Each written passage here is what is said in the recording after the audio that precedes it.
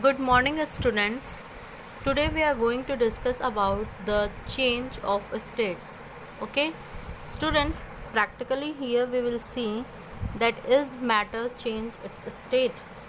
So, students, going to this question, you all know that matter exists in three states. Whenever we talk about the physical states of matter, okay, the very first is solid state. The second is liquid state and the third is gaseous state. Okay students, अब तक हम लोगों ने देखा कि matter जो होती है वो तीन स्टेट्स में पाई जाती हैं, सॉलिड, लिक्विड और gases. So now our topic is these matter changes. Okay, the states of matter changes. अब हमें ये पढ़ना है कि क्या ये स्टेट्स ऑफ मैटर चेंज होती हैं. So students, let us begin. Students, basically you all know that a substance can exist in three physical states, that is solid, liquid and gas. Students, आप सब ये जानते हैं कि कोई भी substance basically three states में पाई जाती है, solid में, liquid में और gas में. Now some substance or basically you can say the same substance can exist in these three different states.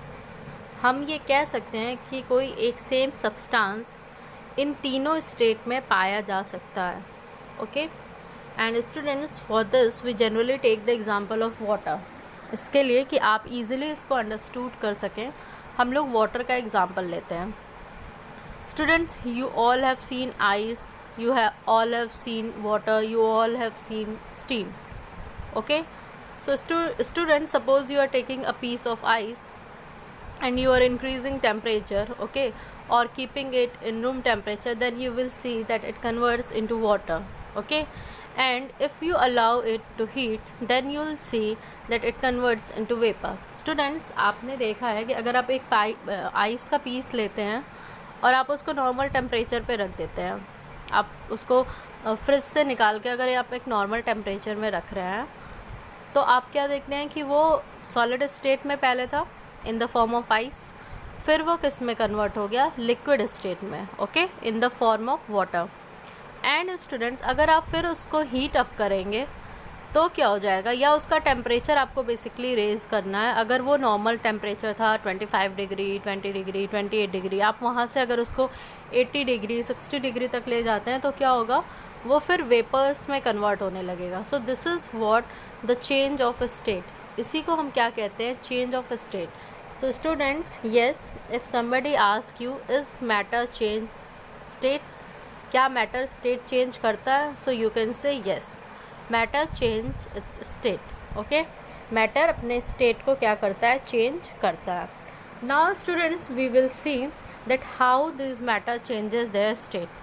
So suppose as we are taking the example of ice, जैसे कि हम ice का example ले रहे हैं, तो ये एक स्पेसिफिक एग्जांपल है. जनरलाइज वे में हम क्या कह सकते हैं, जनरलाइज वे में हम कहेंगे a solid is converts into liquid and it can convert into gas. मतलब कोई भी सॉलिड सब्सटेंस लिक्विड सब्सटेंस में कन्वर्ट हो सकता है और लिक्विड सब्सटेंस गैसियस सब्सटेंस में कन्वर्ट हो सकता है. Okay, unless and until the difference variation of temperature is there. Okay, जब तक हम उसमें टेम्परेचर का वेरिएशन नहीं लाते हैं तब तक ये एज इट इज़ रहेंगे, लेकिन जैसे ही टेम्परेचर का वेरिएशन आएगा ये स्टेट्स आपस में कन्वर्ट हो सकते हैं. दैट इज़, सपोज करिए स्टूडेंट्स, हमने अभी जैसे एग्जांपल लिया आइस का, so we will see with that example. हमने आइस लिया, we have taken ice. Okay, and फिर हमने क्या किया, इसका टेम्परेचर इंक्रीज़ किया. सपोज करिए यहाँ पे आइस, वेट, यहाँ पे आइस क्या है, 0 डिग्री और 5 डिग्री और 4 डिग्री सेल्सियस पे है. Okay, now students, what we are doing, we are heating the ice. हम आइस को क्या कर रहे हैं, हीट कर रहे हैं. मतलब सपोज करिए हमने उसका टेम्परेचर 25 डिग्री सेल्सियस तक इंक्रीज़ कर दिया है, तो क्या होगा, ये आइस कन्वर्ट हो जाएगा वाटर में. ठीक है, अब स्टूडेंट्स क्या होगा, अगेन अगर हम इस वाटर को हीट करते हैं, again when we will apply heat to this water और when we will warm this water, जब हम इस पानी को गर्म करेंगे तो क्या होगा, it will convert into vapour. तो ये किस में कन्वर्ट हो जाएगा, वेपर में। अगेन हमने क्या किया, सपोज़ करिए यहाँ पे हमने टेम्परेचर 25 डिग्री सेल्सियस रखा था, तो वेपर किस फॉर्म में आ गया, हमने जब 80 डिग्री सेल्सियस कर दिया तो वो वेपर्स में कन्वर्ट होने लगा। So this is what the very first process of conversion of ice to water to vapor.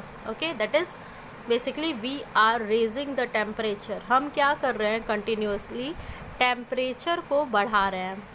Ice 0 degree temperature पे था, हमने 25 डिग्री टेम्परेचर किया तो वो वाटर में कन्वर्ट हो गया, मतलब लिक्विड स्टेट। फिर हमने टेम्परेचर इंक्रीज़ किया अप टू 80 डिग्री सेल्सियस, तो वो क्या हो गया, वो वेपर्स में कन्वर्ट होने लगा। That means it converts into gaseous form.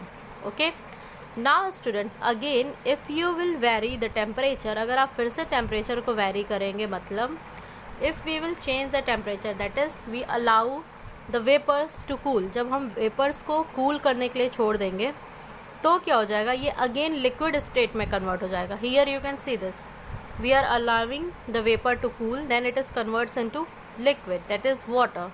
Again students अगर हम वाटर की फर्दर कूलिंग करेंगे, टेम्परेचर डिक्रीज़ करेंगे, तो यहाँ पे फिर क्या हो जाएगा, again it will converts to solid state. Okay, that is water from liquid to ice, that is solid. So this is all about the change of state. And students इस पूरे प्रोसेस में आपको कुछ टर्म्स जानने हैं, and these terms are basically you can see here we are converting, you have to look for the very first step, we are converting solid to liquid, हम solid को liquid में convert कर रहे हैं। okay, that is suppose we are converting ice into water, so this process or this phenomena is called as melting। ये जो phenomena है इसको हम लोग क्या कहते हैं, melting कहते हैं। so students melting is simply the temperature at which a solid becomes a liquid।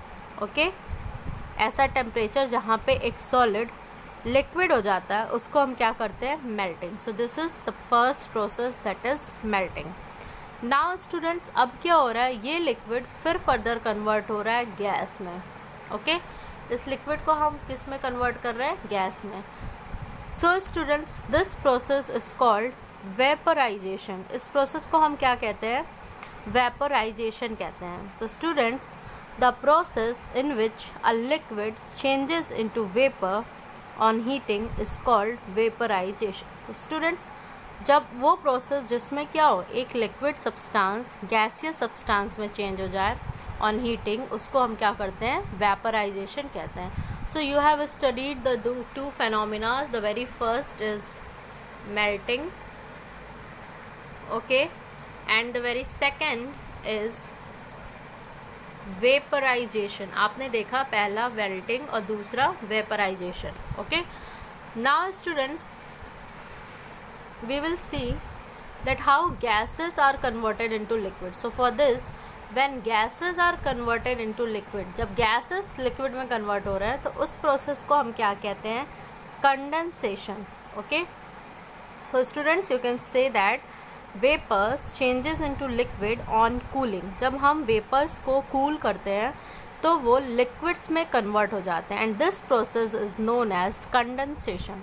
Sometimes it is also known as liquefaction. कभी कभी इस प्रोसेस को हम लिक्विफैक्शन भी कहते हैं। Now students let's see the second, that is how we can convert the liquid into solid. So converting liquid into solid, the process is known as freezing. जब हम लिक्विड को सॉलिड में convert करते हैं तो उस प्रोसेस को हम क्या कहते हैं, freezing. Okay, so students for this you can just sum up that if we increase the temperature, okay, then two processes are seen. The very first is melting and the second is vaporization. Okay, and when we decrease the temperature, then what happens, two processes are seen, that is condensation and freezing. One more thing is there students, sometimes it is seen that these states are not converts into all the three states. Okay, the substance are not converted into all the three states. कुछ substance ऐसे होते हैं जो तीनों state में नहीं convert होके direct solid से गैस में कन्वर्ट हो जाते हैं और डायरेक्ट गैस से सॉलिड में कन्वर्ट हो जाते हैं. So students, for this you can see when any substance is converting from directly solid to gas, मतलब उसमें लिक्विड स्टेट नहीं आता है, सीधे सॉलिड स्टेट से किस में कन्वर्ट हो रहा है, गैसियस स्टेट में. तो ऐसे प्रोसेसेस को हम क्या कहते हैं, sublimation. We call the processes at sublimation. उस प्रोसेस को हम कहते हैं सब्लिमेशन. ओके, एंड स्टूडेंट्स, ऐसे प्रोसेस जहाँ गैस डायरेक्टली सॉलिड में कन्वर्ट हो जाए उसको हम क्या कहते हैं, desublimation. We can also say it as deposition. Okay, so this is about today's lecture. In our next lecture we will be discussing about the processes like melting, like vaporization, like freezing, like condensation, sublimation and deep sublimation in detail. Okay, so thank you class.